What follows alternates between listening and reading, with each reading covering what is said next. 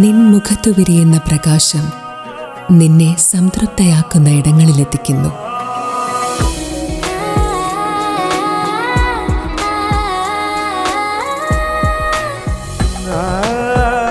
പ്രൗഢമായ ബന്ധങ്ങൾ, പ്രൗഢമായ പൊന്നിനൊപ്പം.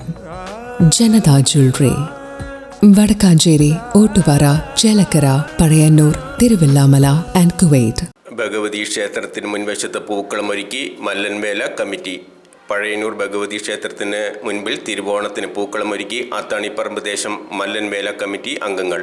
15 വർഷമായി പതിവ് തെറ്റിക്കാതെ പൂക്കളം തീർക്കാനുള്ള കാരണം, വർഷങ്ങൾക്ക് മുൻപ് തിരുവോണ നാളിൽ ഗുരുവായൂർ ക്ഷേത്ര ദർശനം നടത്തിയപ്പോൾ കിഴക്കേ നടയിൽ പൂക്കളം ഒരുക്കിയത് ശ്രദ്ധയിൽപ്പെട്ടതിനെ തുടർന്നാണ് അടുത്ത വർഷം മുതൽ പഴയന്നൂർ ഭഗവതി ക്ഷേത്രത്തിന് മുൻവശം പൂക്കളം ഒരുക്കാൻ തീരുമാനിച്ചതെന്ന് പ്രമോദ് പറഞ്ഞു.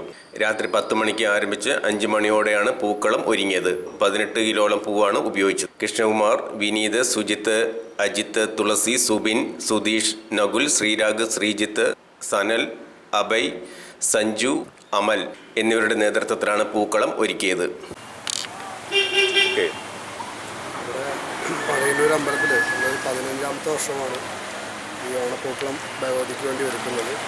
ഞങ്ങൾ ഗുരുവായൂർ പോയിട്ട് ഇവിടെ അത്താണിപ്പറമ്പ് ദേശം മല്ലൻവേല കമ്മിറ്റിയുടെ മെമ്പർമാരെല്ലാവരും പോയി കണ്ടിട്ട് അവിടുന്ന് ഒരു പ്രചോദനമായിട്ട് തുടങ്ങി വെച്ചതാണ് ഈ സംരംഭം. അത് ഇന്ന് വരെ ഞങ്ങൾ ഈ വർഷം മുടങ്ങാതെ ഇവിടെ പഴയന്നൂർ ഭഗവതിക്ക് വേണ്ടി ഞങ്ങൾ ചെയ്തുകൊണ്ടിരിക്കുകയാണ്.